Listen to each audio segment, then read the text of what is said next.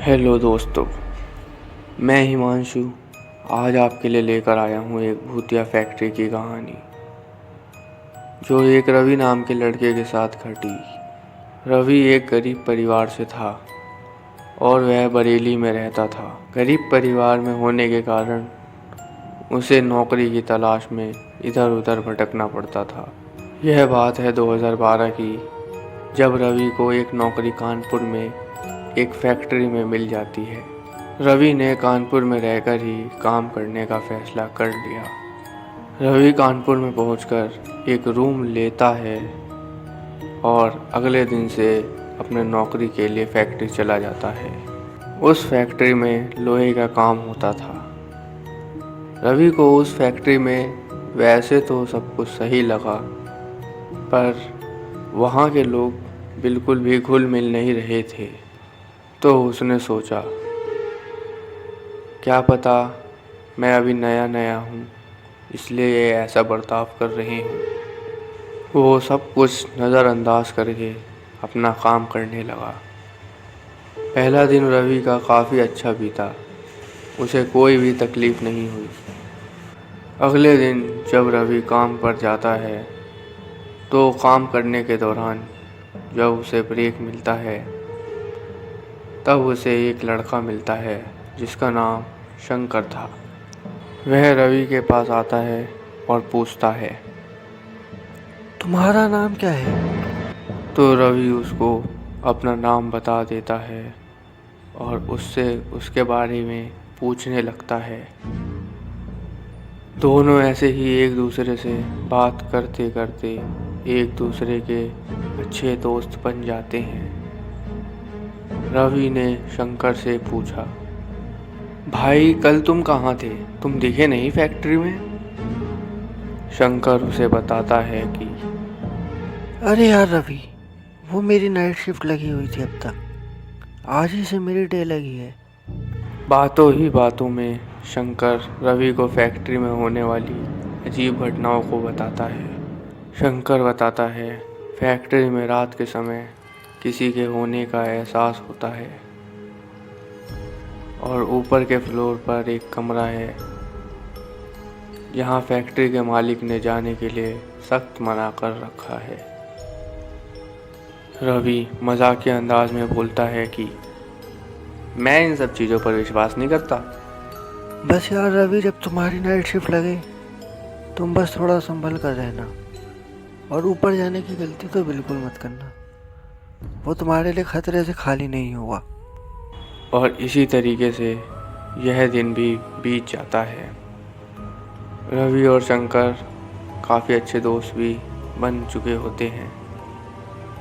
कुछ समय बीतने के बाद रवि की नाइट शिफ्ट भी लगी। रवि दिन भर अपने रूम पर आराम करता है ताकि रात में उसे काम करने के दौरान कोई परेशानी ना हो। रात होने पर रवि फैक्ट्री पहुंचकर अपना काम करने लगता है। रवि अकेला नहीं था, वहाँ कुछ और लोग भी थे जिनकी नाइट शिफ्ट लगी हुई थी। सभी व्यक्ति अपने काम में व्यस्त थे। काम के दौरान रवि को झपकी आने लगती है क्योंकि दिन के दौरान उसकी नींद सही से पूरी नहीं हुई थी। तो काम के बाद ब्रेक के दौरान जब सभी लोग फैक्ट्री से बाहर चले जाते हैं, रवि बिना किसी को बताए ऊपर के फ्लोर पर चला जाता है और वहाँ जाकर अपनी रोज़ की आदत की तरह सिगरेट पीने लगता है। कुछ देर बाद रवि को अचानक किसी चीज़ के गिरने की आवाज़ आती है। ऐसा लग रहा था मानो कोई कांच की चीज़ गिरकर फूट गई हो।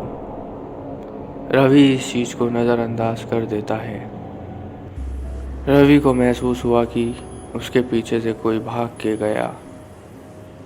वह तुरंत मुड़ता है और देखता है तो वहाँ कोई भी नहीं था। अब रवि को शंकर की बात भी याद आ जाती है, पर रवि अपने डर को जाहिर नहीं होने देता है और अपना फ़ोन निकालकर अपने दोस्त को फ़ोन मिलाने लगता है, जो कि बरेली में ही रहता था। अचानक उसी फ्लोर पर एक रूम का दरवाज़ा बहुत ही ज़ोर से खुलता है। रवि अब बहुत ज़्यादा डर जाता है और उस गेट को बंद करने के लिए किसी तरीके से हिम्मत कर चला जाता है।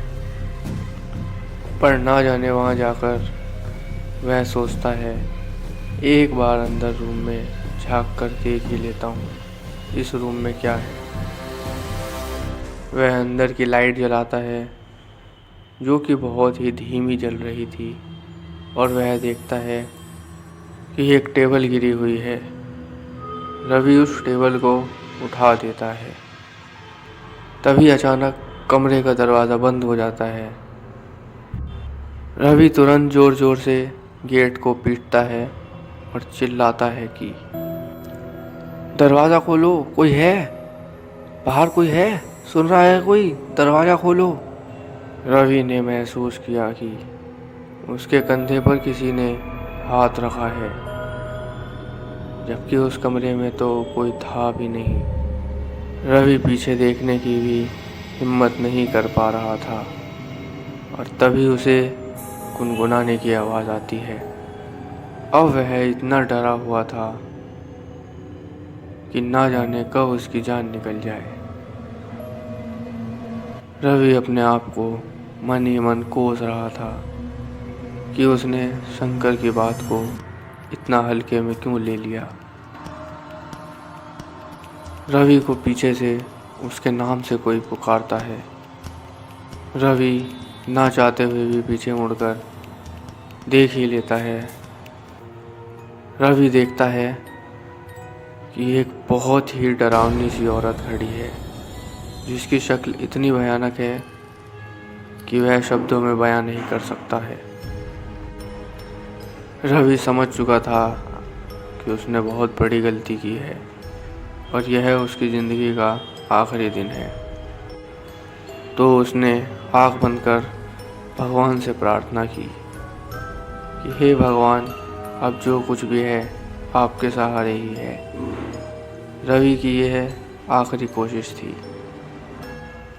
तभी कुछ सेकंडों बाद ही उसे महसूस हुआ कि कुछ लोगों के चलने की आवाज़ उसको आ रही है।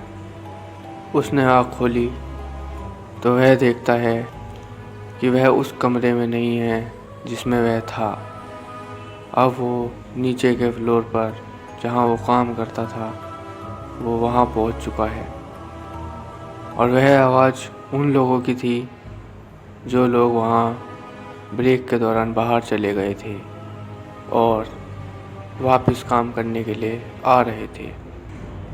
रवि आज तक उस चमत्कार को समझ नहीं पाया है कि वह उस कमरे से नीचे कैसे आ गया, और उस दिन उसकी ज़िंदगी बचाने के लिए वह भगवान को शुक्रिया अदा करता है। रवि बताता है कि उसने उसके बाद कभी भी यह गलती दोबारा नहीं की। तो दोस्तों, यह थी रवि की कहानी, जो उसको ऊपर से नीचे तक कपा देती है। अगर यह कहानी आपको पसंद आई है तो इसे लाइक करें, कमेंट करें और अपने और भी दोस्तों के साथ इस वीडियो को शेयर करें। आप भी हमें अपनी कहानी हमारे इंस्टाग्राम हैंडल या फिर ईमेल पर भेज सकते हैं, जिसका लिंक वीडियो के डिस्क्रिप्शन में है। ऐसी और भी रहस्यमयी और भूतिया वीडियो को देखने के लिए हमारे चैनल द सीक्रेट वर्ल्ड को सब्सक्राइब कर लें और बेल आइकन को दबाकर हमारी नई वीडियो का नोटिफिकेशन सबसे पहले अपने मोबाइल स्क्रीन पर पाएं। जय श्री राम दोस्तों।